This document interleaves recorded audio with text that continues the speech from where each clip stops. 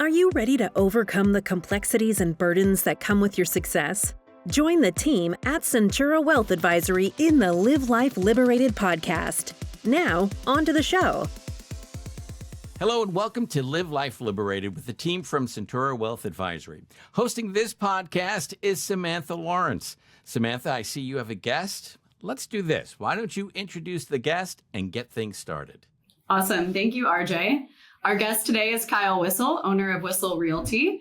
And Kyle's been a client for about 4 years. We're very excited to have him on the show today. Welcome, Kyle. I'm ready. Let's go. Yeah, awesome. Kyle, do you want to start off by just giving a little bit of your educational, family, and professional background and history? Yeah, education. I actually went to elementary school, middle school, high school, and college, all within like 2 miles of this office. So, I didn't know that. Yeah, so I graduated from UCSD in 2003, degree in economics. Wow. So studied charts and graphs and spreadsheets for like 4 years of my life, which just kind of come in handy being in the real estate space. So we got licensed in real estate while I was still in college at UCSD. Nice. Bought my first property while I was still in college. So at 20, I'm now 43. So I've been in the real estate game for 23 years now. Born and raised in San Diego. Family is originally from Buffalo, New York. Luckily, they moved here before I was born. So I've never had to live a day of my life in Buffalo living there. But I love to go visit Buffalo. Huge Bills fan. The season didn't end the way we all hoped, but it was still fun nonetheless. I went to the game against the Chiefs, and it's an amazing environment to watch a football game, especially right at the end there. Some of the nicest people, like to the point I was like, "Are you guys messing with me? Like, why is everybody so nice here?" Is it a joke? I was like, "You don't like." I'm used to Philly, where like people want to fight you, and here they're like, "They're so nice. Like, good game. We hope you have a great game today. Good luck." I'm like.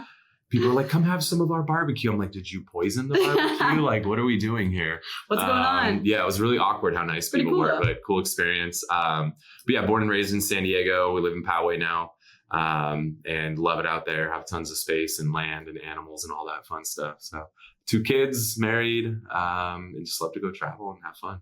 Awesome. Thank you for sharing that. Yeah, that's super helpful. I didn't know you were a native San Diego resident. So yeah, one of the few. Yeah. There's very few. I was not a native San Diego resident, but I do love it here now. Yeah. So perfect. So we'll get a little bit deeper into your professional background and what led you to start Whissel Realty. But in terms of Centura, you were introduced by your friend, Jimmy Page, in 2021. Yeah. Can you share a little bit of that experience and how the referral went and what led you to actually following up on that? Yeah, so ultimately I started to experience rapid growth in income, and I've just learned over the years that the team like that got you here won't necessarily get you there. And so I just felt like I'd outgrown the previous team that I was working with. And so now I had significantly higher income. And so there's a group of entrepreneurs that I met Jimmy through.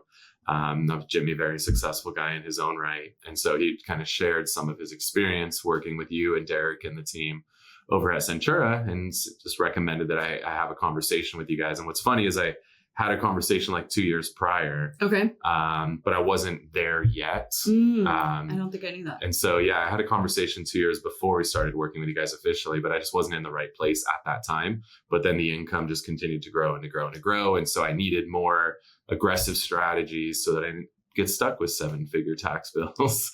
And so then I, came back around, met with Derek again. And then the timing was more right at that point. And that was when we ultimately started working with you guys. And so, yeah, it's just when the income grows, there's really good financial advisors to take somebody who's never invested in anything and help them set up with foundational stuff, getting an HSA or 401k, IRA, things along those lines. But then you kind of outgrow that. And, as you go from earning, 5 figures to 6 figures to 7 figures to multiple 7 figures, it's just not the same person. So yeah, I think it's a mistake a lot of people make is that they get so hooked on like a person, but that person, you outgrow them. That's okay. And they understand it too. Right. Right. Just like somebody, if they say, "Hey, I want to buy a $400 million office park in, Irvine." I'm a great real estate agent, but I'm not suited to handle a $400 million office park in Irvine, right? Yeah. So I would not be at that level. And I would totally understand that they should work with somebody who really can handle that. Same thing with wealth advising is that the person who helps you set up a 401k and an HSA is a totally different person than somebody who's helping you do defined benefit plans and all the crazy stuff that you guys put us into.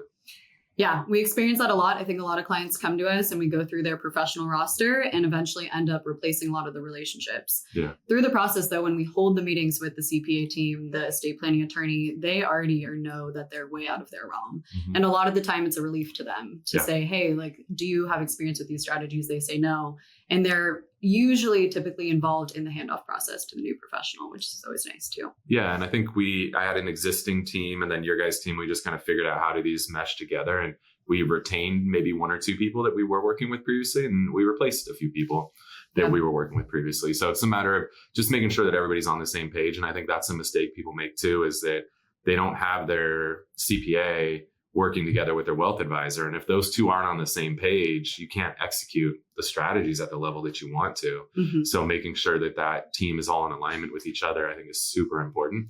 And if they can't, you got to make a change there as well.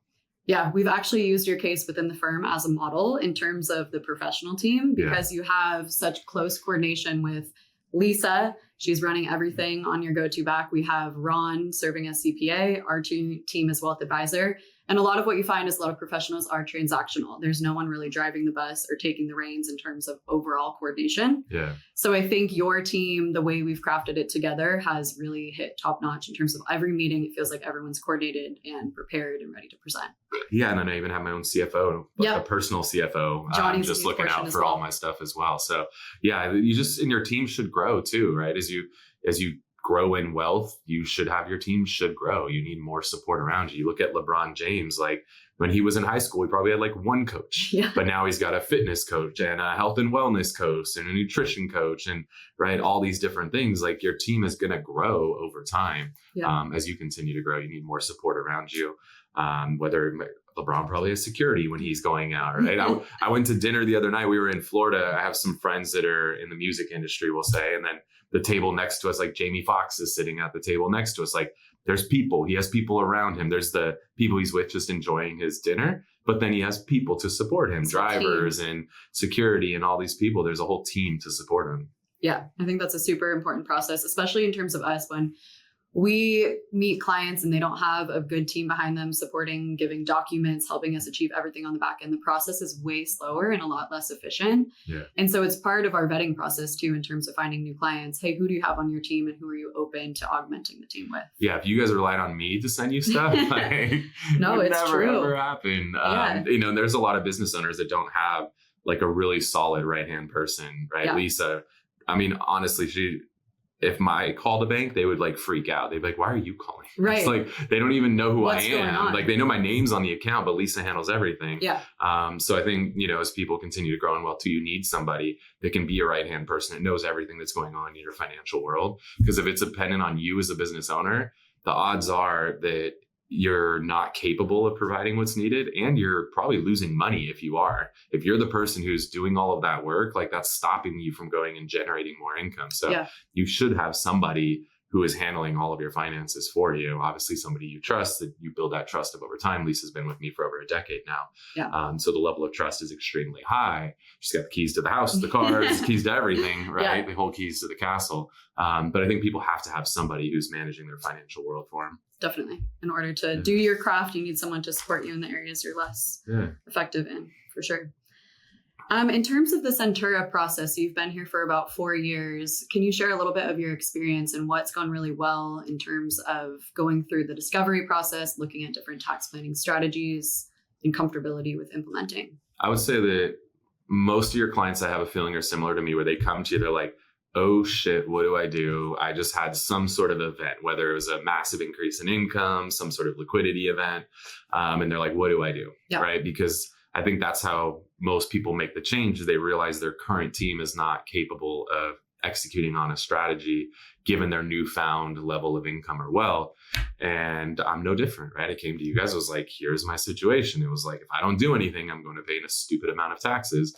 So I think most people come to you guys usually, it's probably mid-December, I would guess, is most people are like, what do I do? And I got 2 weeks to do something. Definitely. And so you guys were able to come in and kind of triage initially, figure out, here's the situation, here's the best possible thing that we can execute in the amount of time that we're given, and let's execute on that. And then additionally, when we circle back at the beginning of the year, now we can execute on more long-term strategies, things that might take a little bit more time to set up, because you can only do so much when you 2 weeks. I don't think I was that bad, but it was, close. In the fourth quarter for sure. I think I referred somebody to you who it was December and recently and had a big liquidity event that needed help. So, I think that's when most people make the change and they realize their current team cannot help them. And so I think you guys did a good job of triaging what you could in the short period of time prior to the end of the year. And then have also started to set me up in more long-term things that are in alignment with my goals too. Obviously, giving back is a huge thing to me. So you guys have found ways to balance my desire to give back, also to preserve wealth and mitigate taxes at the same time. So I think you guys have done a good job of kind of balancing all that.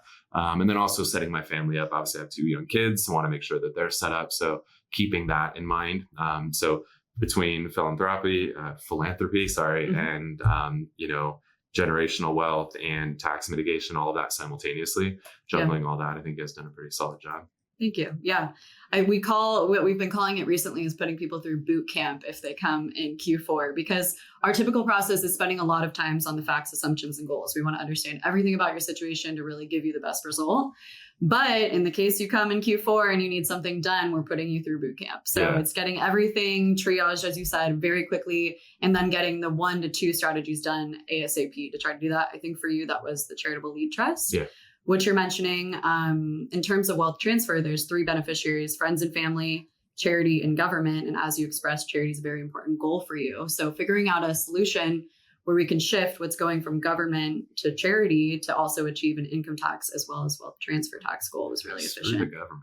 I don't want to give them anything, right? Definitely. And there's so many strategies too that involve, it's like, look, you're going to give this money away. Yeah. So it's just a matter of who do you want to give it to, right? And sometimes that's giving it to your employees.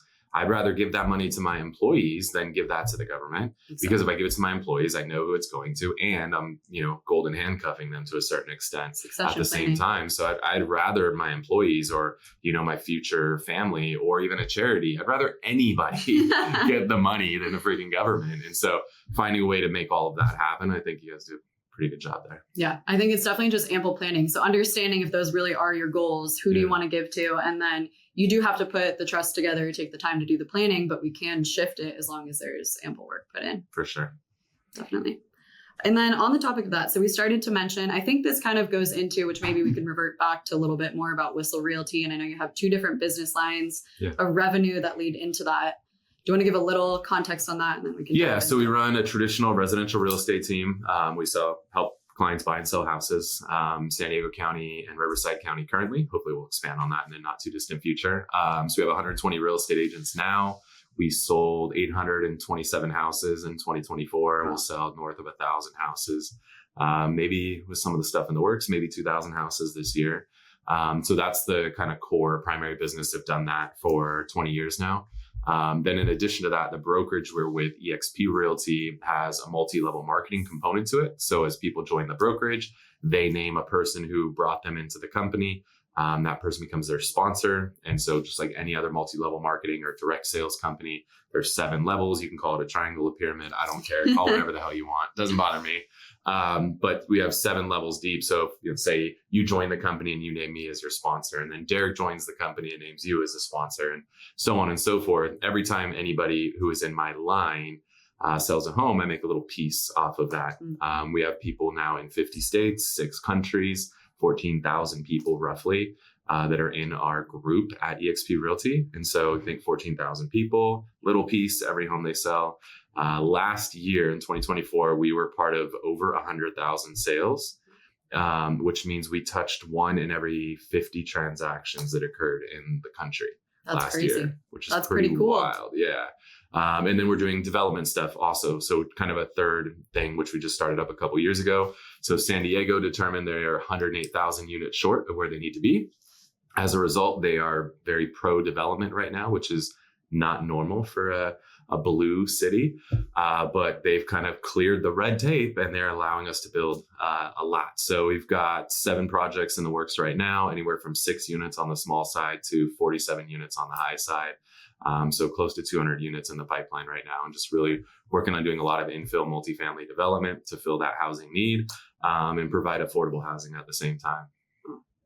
In the time that you've been with Centura, so let's say 2021 to 2024, what would you say the growth of your business has been?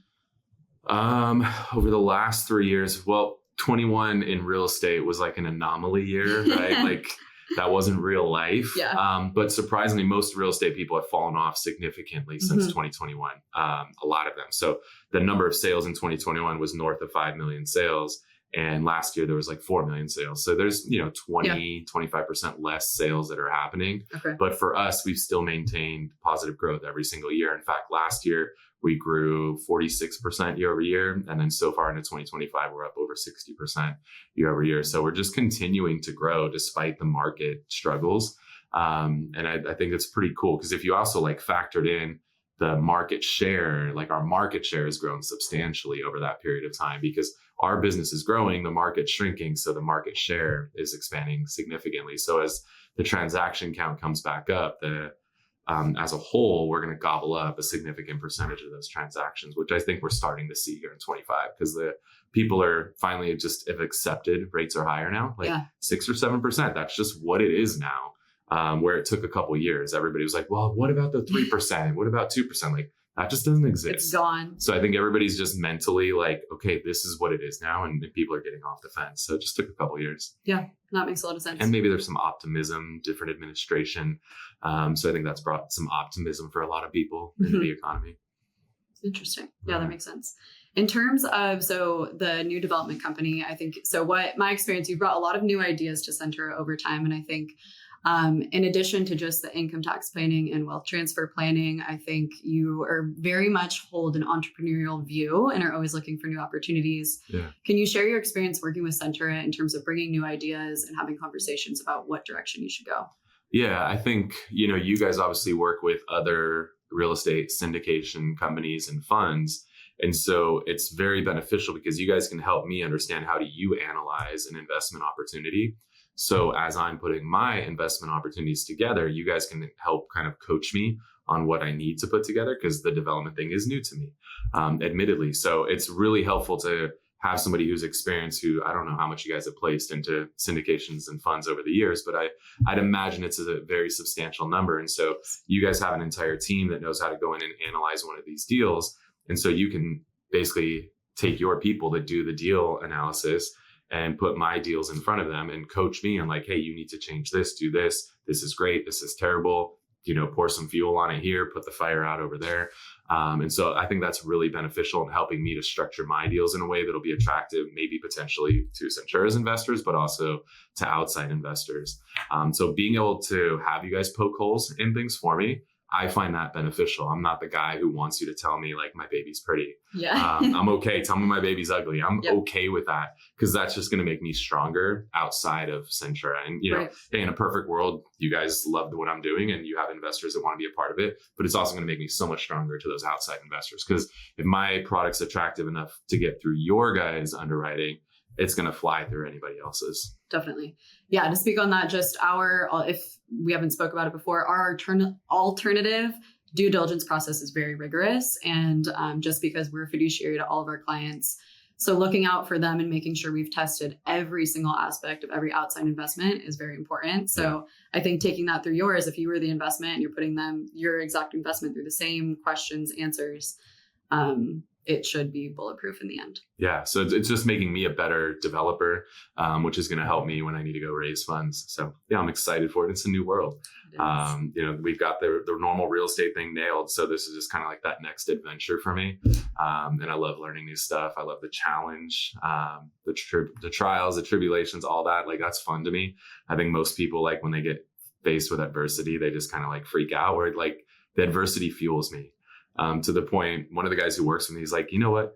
I have a feeling like you almost wish your whole business would burn down just so you could like rebuild it all over again. Like, you're not wrong. Like, it actually sounds fun to do that. Like, fix it all where up. he's like the exact opposite, right? Like everything he holds so close and he's terrified to lose anything. Where I'm like, if the whole thing burned down tomorrow, like, and I get to rebuild it, but like better, right? Like, that gets me excited. Yeah. So I'm just wired a little bit different than most people, I think. Yeah.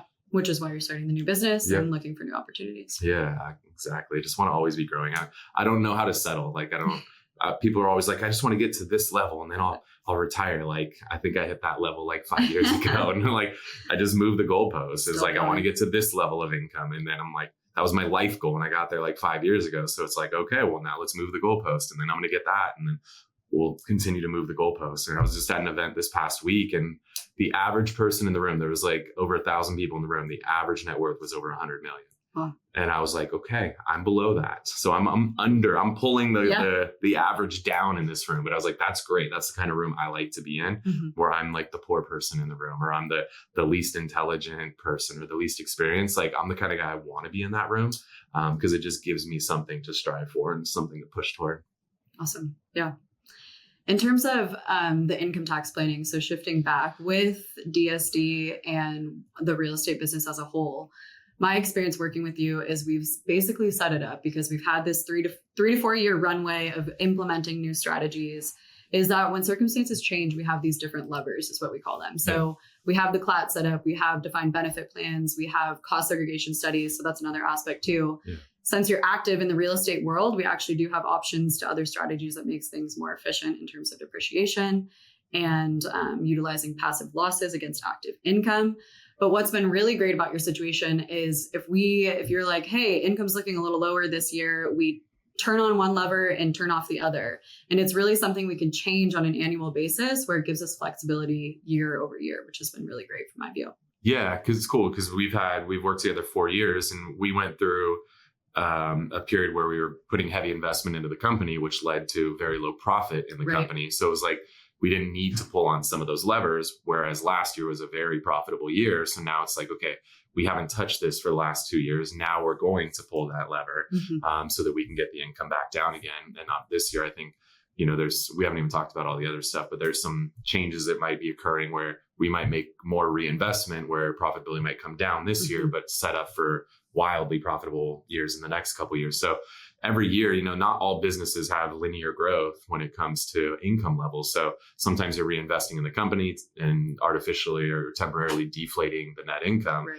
But then the next year you have substantial growth. And so the ability to be fluid with that, I think, is important because a strategy that works with low income is not the same strategy with high income. And so being able to play around with that is huge.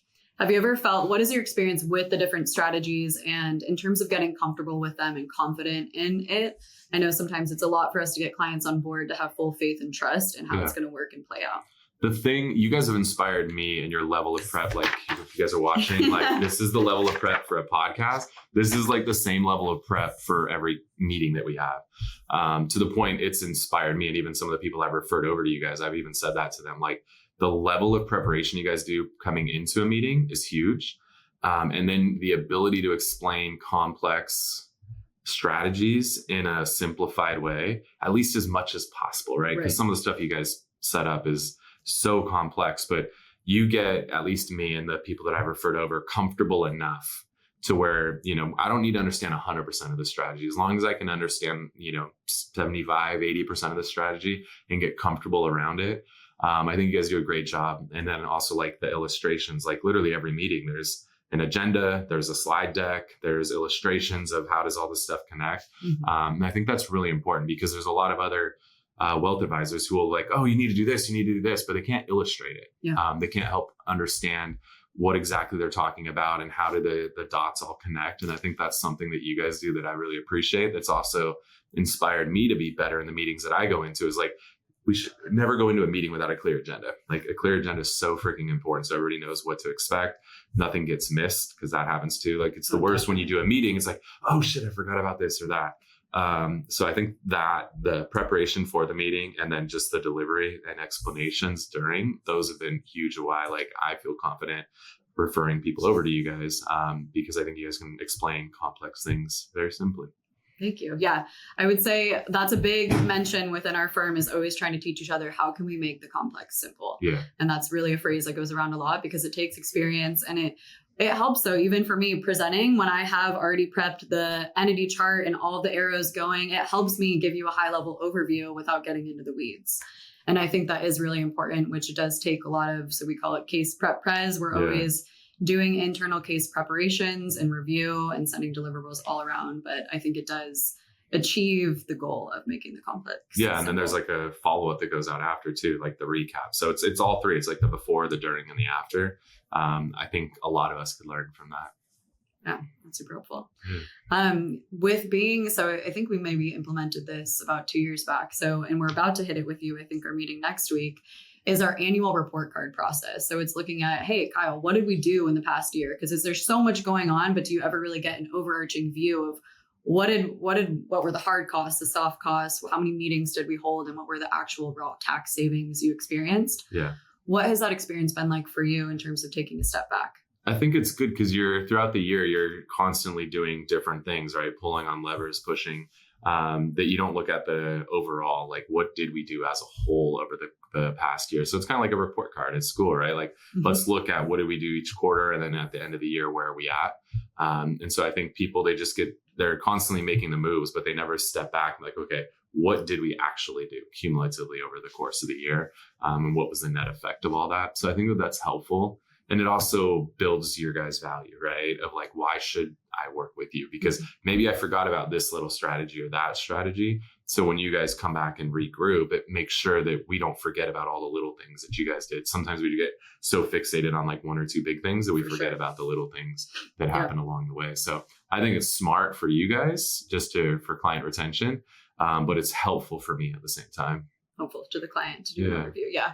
I think what we realize, even for clients, so one of our brand promises is we're delivering 5 to 10x value in terms of costs versus tax savings. And I think this is the greatest point to check in with the client. And maybe there are some people that we're not achieving that for. And we'll candidly say, hey, this relationship isn't working out. We can't provide you the value because of this and that. Yeah. But we want to be transparent. And that's one of our core values. So putting it all on a piece of paper and showing you this is exactly what happened. These are the tax savings. These are the costs. Yeah. It's useful for both parties. Totally. Yeah. It's helpful all the way around. Awesome. In terms of just anything else with the engagement, let's say with any of the strategies, any specific feedback or additional comments on those? No, I think making sure that you guys are always looking at, like, one of the things I think we do almost every meeting is like looking at the income level. Where are we at? What are we trending toward? Not only this year, but on a 5-year go forward basis, so that you guys can prepare future strategies. So we're not, trying to fix things after they've already occurred. We can see, we think there's going to be massive growth. Maybe you're going to make an extra $1 million next year. And our current strategy is not going to be able to knock that $1 million out. So let's start setting something up now, because again, some of these things you could set up tomorrow. Some of these things take, I don't understand this whole actuarial thing, how things take like months. Like, I'm pretty sure I could just talk to like GPT and figure anything out in the world. Somehow these computations from an actuary take months to do. And so some of these strategies, understanding they do take months, right? There's got to be preparation. So if we can see that income's going to go up significantly or even down, right? Because we might want to get out of something if we think income's going to go down. We might want to get further into something else or set something new up if we expect income growth. So I think that's something that I found really cool, is how you guys are constantly looking at that, not just where are we at, but where are we going, so that we can set things up appropriately. Yeah, I think probably especially business owners or maybe people that are just starting to achieve growth in income can have tunnel vision on the current year.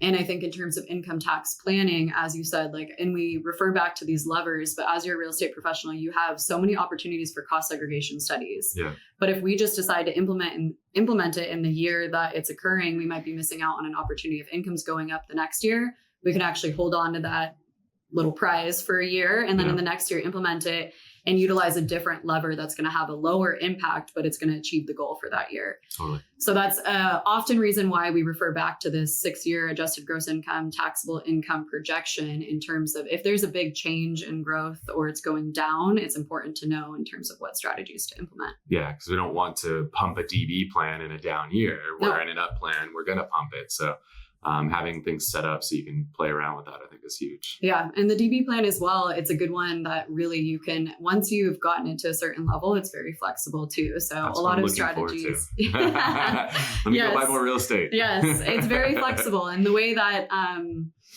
you can fund it when you need to, and there's some minimum payments, but when you have a down year, there's flexibility to take the lever off. For sure.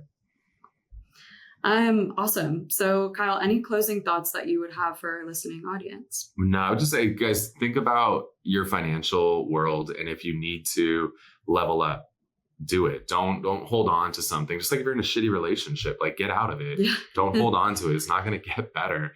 In this case, you're dealing with, hundreds of thousands, potentially millions of dollars. If you're bringing strategies to your wealth advisor and they're not bringing them to you, like that's when it's time. Like when other people are telling you about things and your wealth advisor is not telling you about them.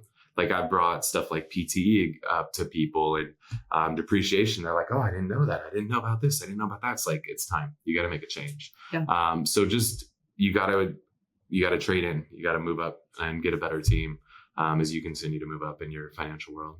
Super useful. Yeah, definitely being proactive is helpful within that space, but sometimes it's hard to leave, but you got to rip the Band-Aid off. Right. Well, Kyle, I will say that our team loves serving you in terms of you are our ideal candidate with, in terms of how you and your team also show up to meetings and you care and also have a great attitude. So it's great to work with clients like you in terms of, yes, you meet the profile of income and net worth, but there's also many attributes that we look for in clients outside of those. Cool. I appreciate So it. Thank you for joining the podcast today. Yeah. And in terms of our listeners, if you're looking to contact Centura, we are centurawealth.com, and feel free to reach out with any questions or answers or anything additional. Okay. And Kyle, would you like to give out some contact information? Yeah, best thing, if you want to stay connected, just follow me on Instagram at Kyle Whissel. You can follow my business, my life, my world. I share everything on there. Get to go party with rappers in Miami the other night. It was quite an experience. Get to drive a Lamborghini this week. It's fun. Oh, so nice. I like to share a lot of the journey. Also, the developments and stuff that we're doing too. So if you are interested in investing into multifamily development in San Diego, I'll share a lot of stuff on there as well. So easiest way to stay connected at Kyle Whissel on Instagram. All right. Excellent. Thank you, guys. And most importantly, thank you for listening to the Live Life Liberated podcast and with the team from Centura Wealth Advisory. If you've not subscribed to the podcast, please click the subscribe button below. This way, when the team comes out with a new podcast, it will show up directly on your listening device. And we humbly ask you to share this podcast, rate it, and leave a review because this actually helps others find the show. Again, thank you for listening. And for everyone at Centura Wealth Advisory, I'm RJ Malik, reminding you to live your best day every day, and we'll see you next time. Thank you for listening to the Live Life Liberated podcast. Click the subscribe button below to be notified when new episodes become available. The information covered and posted represents the views and opinions of the guest and does not necessarily represent the views or opinions of Centura Wealth Advisory. The content has been made available for informational and educational purposes only. The content is not intended to be a substitute for professional investing advice. Always seek the advice of your financial advisor or other qualified financial service provider with any questions you may have regarding your investment planning. Centura Wealth Advisory, Centura, is an SEC-registered investment advisor with its principal place of business in San Diego, California. Centura and its representatives are in compliance with the current registration and notice filing requirements imposed on SEC-registered investment advisors, in which Centura maintains clients.